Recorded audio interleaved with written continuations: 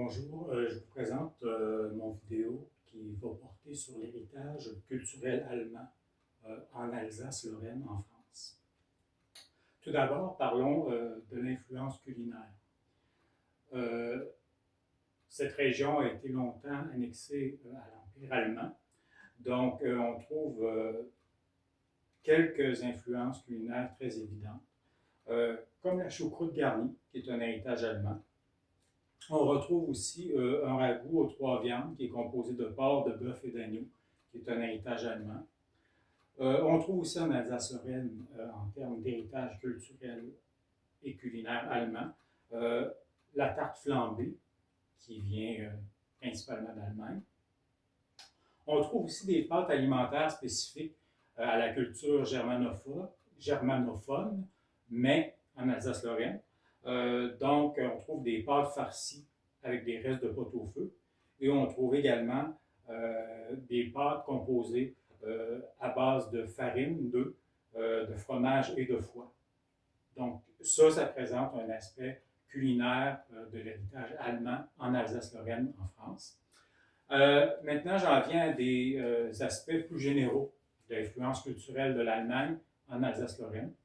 Donc, tout d'abord, la région a été annexée de 1871 à 1918 à l'Allemagne. Donc, ça a eu des influences incontournables, surtout sur les lois, l'architecture, la société, et enfin sur l'organisation générale de ces territoires. Un exemple, en Alsace-Lorraine, on va trouver au niveau des lois un régime de concordat qui s'applique encore aujourd'hui. C'est-à-dire que les prêtres, les pasteurs et les rabbins sont rémunérés par l'État. C'est une loi héritée de l'Allemagne en Alsace-Lorraine. Si on veut aller plus loin, dans l'architecture, il y a aussi des héritages allemands en Alsace-Lorraine.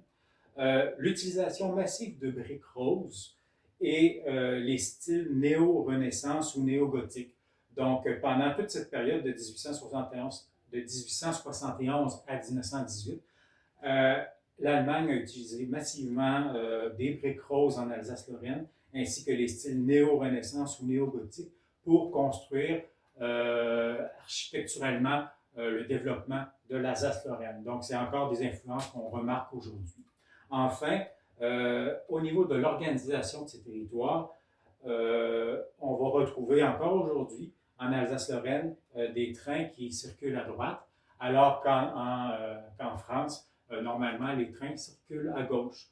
Donc, c'était ma brève vidéo sur l'héritage culturel allemand en Alsace-Lorraine, qui se trouve en France. J'espère que ça a su vous intéresser. Merci.